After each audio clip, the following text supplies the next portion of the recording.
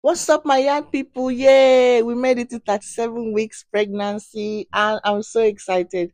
It's finally time to pack my hospital bag, and this is me packing. Yeah, I actually don't know why I picked up the oil first. That's not the first thing that should be in the bag, maybe.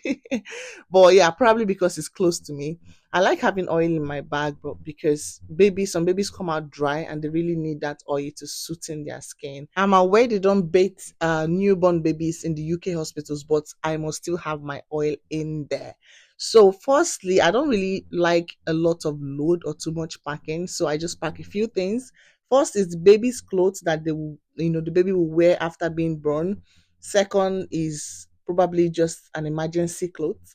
And then third is a clothes that the baby will wear home, a very fanciful one, which I had initially put in there in the bag.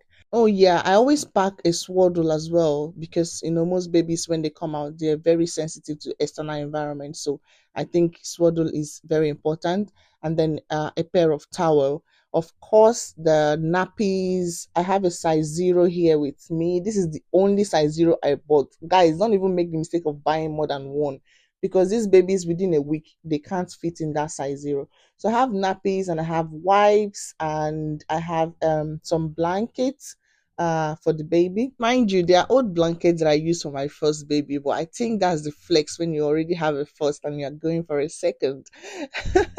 So, anyways, they may not be using the blankets because it's warm weather at the moment, but I just have them just in case.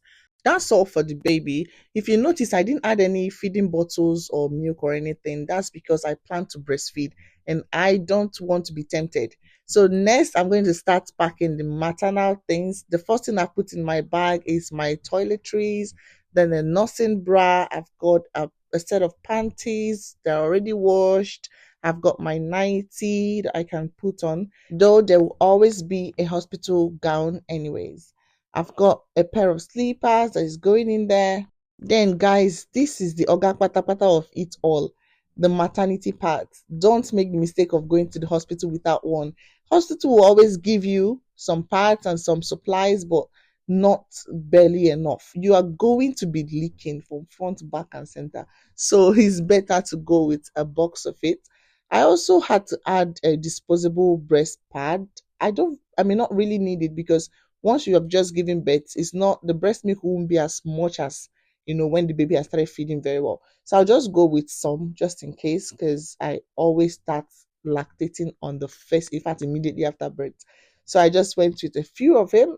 And then I've got a pair of a clothes that I'm going to go home with. For me, it's important to have it as a free clothes. You don't want to be very uncomfortable after giving birth. Like I said, you might be leaking in places you never expected. I go wear clothes go hospital.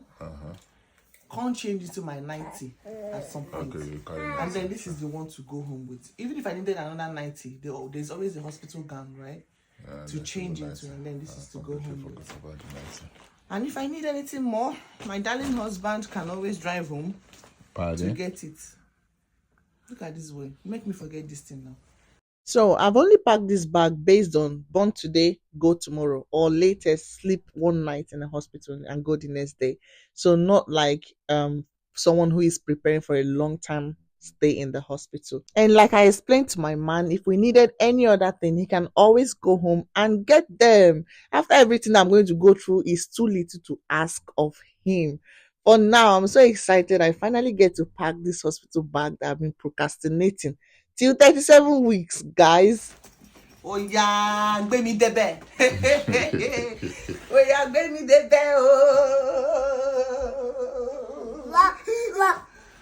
So now, my baby girl, please start coming. Mommy is ready.